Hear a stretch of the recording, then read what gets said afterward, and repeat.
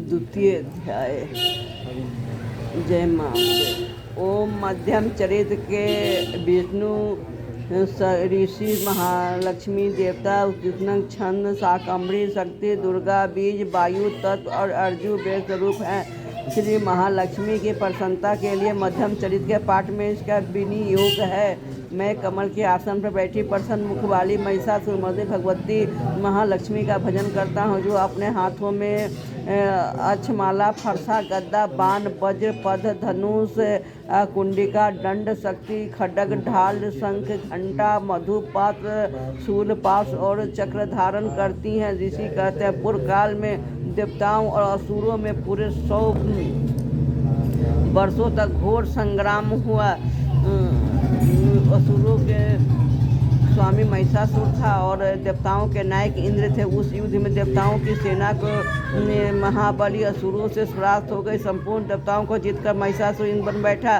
तब पराजित देवता प्रजापति ब्रह्मा जी को आगे करके उस स्थान पर गए जहां भगवान शंकर और विष्णु विराजमान थे। देवताओं ने महिषासुर के पराक्रम तथा अपनी पराजय का यथावत वृत्तांत दोनों दिव्य स्वरों से विस्तार पूर्वक का सुनाया। वे वीर भगवान महिषासुर इंद्र अग्नि वायु चंद्रमा यम वरुण तथा अन्य देवताओं के अधिकार का भी छीनकर सबका अधिष्ठाता बना बैठा। वह दुरात्मा महिष ने समस्त देवताओं को स्वर्ग से निकाल दिया है। अब वे मनुष्य की भांति पृथ्वी पर विचरते हैं। दैत्यों की सारी करतूत हमने आप लोगों से कह सुनाई और हम आपकी कृपा में आए हैं। इसके बाद का कोई उपाय सोचिए।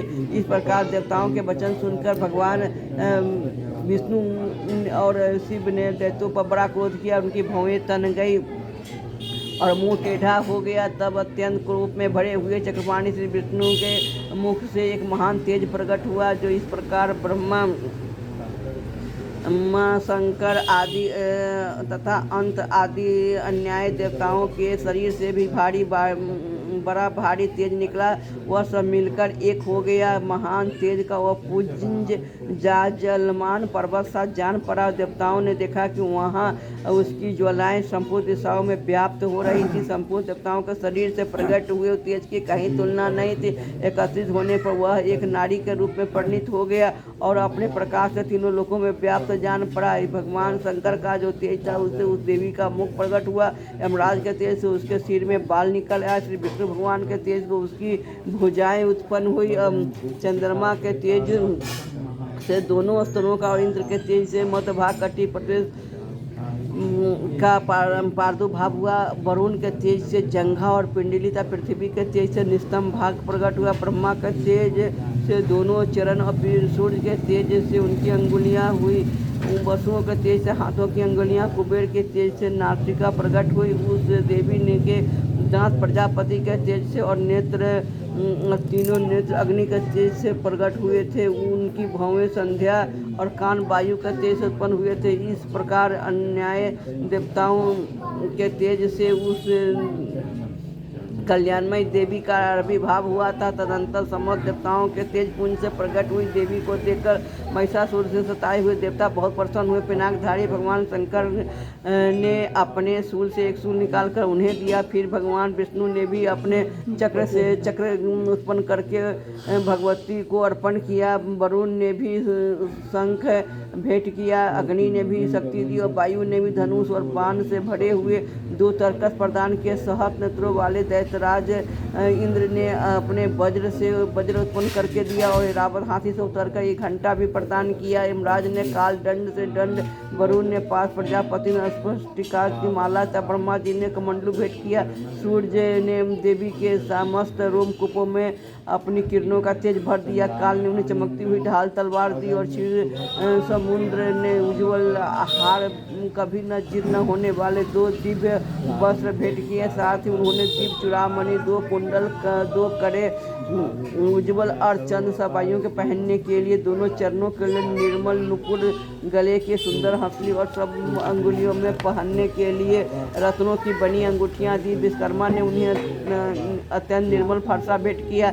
साथ ही उनके अनेक प्रकार के अस्त्र और मेघ कवच दिए। इसे इनके सिवा मस्तक और वक्ष स्थल पर धारण करने के लिए कभी न कुम्हलाने वाले कमलों की मालाएं दी। जलनिधि ने उन्हें सुंदर कमल का फूल भेंट किया। हिमालय ने सवारी के लिए सी तथा भांति भांति के रत्न समर्पित किए। धनाध्यक्ष कुबेर ने मधु से भरा पान पात्र दिया तथा संपूर्ण नागों के राजा शेष ने, जो इस पृथ्वी को धारण करते हैं, उन्हें बहुमूल्य मणियों से विभूषित नागहार भेंट दिया। इसी प्रकार अन्य देवताओं ने भी आभूषण और अस्त्र देकर देवी का सम्मान किया। तत्पश्चात उन्हें बार बार टाल पूर्वक उच्च स्वर से गर्जना की। उनके भयंकर नाद से संपूर्ण आकाश गूंज उठा। देवी का यह अत्यंत ऊंच स्वर से किया हुआ देहनाद कहीं समा न सका। आकाश उसके सामने लघु प्रतीत होने लगा। उससे बड़े जोर की प्रतिध्वनि हुई, जिससे संपूर्ण विश्व में हलचल मच गई और समुद्र कांप पर पृथ्वी डोलने लगे और समस्त पर्वत हिलने लगे। उस समय देवताओं ने अत्यंत प्रसन्नता के साथ वाहिनी भवानी से कहा, देवी तुम्हारी जय हो। साथ ही महेश्वानियों ने भक्ति भाव से विनम्र होकर उनका स्तवन किया। संपूर्ण त्रिलोक को छोक गरज देखकर दैत्यगण अपनी समस्त सेना को कवच आदि टूटे कर दिए। हाथों में हथियार लेकर सहसा उठकर खड़े हो गए। उस समय महिषासुर ने बड़े क्रोध में आकर कहा, यह क्या हो रहा है। फिर वह संपूर्ण असुरों से घिरकर उस सेना को रच करके दौड़ा और आगे पहुंचकर उसने देवी को देखा, जो अपनी प्रभा से तीनों लोगों को प्रकाशित कर रही थी। उनके चरणों के भार से पृथ्वी दबी जा रही थी। माथे के मुकुट से आकाश में रेखा से खींच रही थी तथा वे अपने धनुष की टंकार से सातों पतालों को क्षुब्ध किए देती थी। देवी अपनी हजारों भुजाओं से संपूर्ण दिशाओं को आच्छादित करके खड़ी थी। तदंतर उनके साथ दैत्य का युद्ध छिड़ गया। नाना प्रकार के शस्त्रों के प्रहार से संपूर्ण दिशाएं उद्भासित होने लगी। चिचुर नामक महान असुर महिषासुर का सेना नायक तो देवी के साथ युद्ध करने लगा। दैत्यों की तुरंगिनी सेना साथ लेकर चामर भी लड़ने लगा। 60,000 रथियों के साथ आकर उदग्र नामक महादैत्य ने लोहा लिया। 1 करोड़ रथियों के साथ लेकर महाहनु नामक दैत्य ने युद्ध करने लगा, जिसके बुरे तलवार के समान तीखे थे। वह सोमा नामक महादैत्य 5 करोड़ रथी सैनिकों सहित युद्ध में आ डटा। 60 लाख रथियों से घिरा हुआ बाष्कल नामक दैत्य भी उस युद्ध भूमि में लड़ने लगा। परिवारित नामक राक्षस हाथी सवार और घुड़सवारों के अनेक दलों तथा 1 करोड़ रथियों की सेना लेकर युद्ध करने लगा। बिडाल नामक दैत्य 5 अरब रथियों से घिरकर लोहा लेने लगा। इसके अतिरिक्त और भी हजारों महादैत्य रथ, हाथी और घोड़ों की सेना साथ लेकर वहां देवी के साथ युद्ध करने लगे। स्वयं महिषासुर उस रणभूमि में कोटि सहस्त्र रथ, हाथी और घोड़ों की सेना से घिरा हुआ था। वे दैत्य देवी के साथ तोमर, भिंडी, पाल, शक्ति, मुसल, खड्ग, परशु और पटिश आदि अस्त्रों का प्रहार करते हुए युद्ध कर रहे थे। कुछ दैत्यों ने उन पर शक्ति का प्रहार किया, कुछ लोगों ने पाल फेंके तथा कुछ दूसरे दैत्यों ने खड्ग प्रहार करके देवी को मार डालने का उद्योग किया। देवी ने क्रोध में भरकर खेल में ही अपने अस्त्रों की वर्षा करके दैत्यों के समस्त अस्त्र को काट डाले।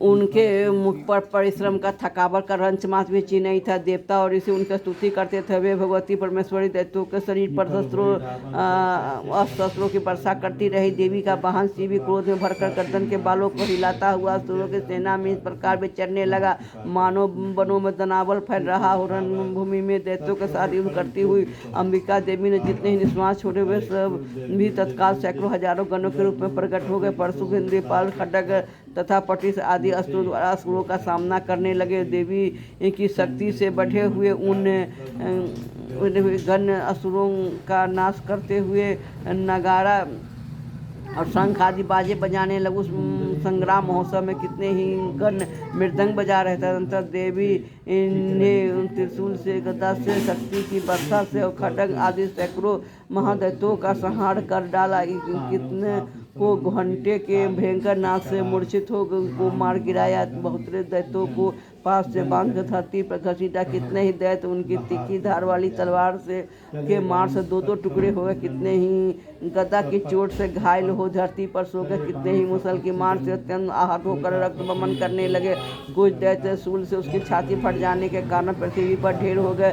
उस रणांगन बाण समूहों की दृष्टि से कितने ही असुरों की कमर टूट गई। बात की तरह झपटने वाले देव पिंड दैत्य अपने बाणों से हाथ धोने लगे। कितने ही अपने प्राणों से हाथ धोने लगे। किन्हीं की बाहें छिन भिन हो गई, कितने की गर्दन कट गए, कितने दैत मस्तक कट कर गिरने लगे।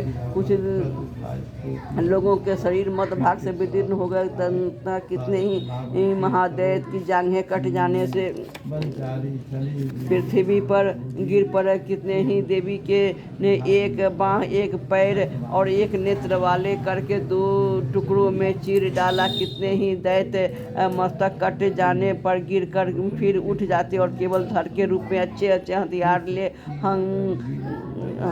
ले देवी के साथ युद्ध करने लगते थे। दूसरे कबंध युद्ध के बाजों की लय पर नाचते थे। कितने ही बिना सिर के धर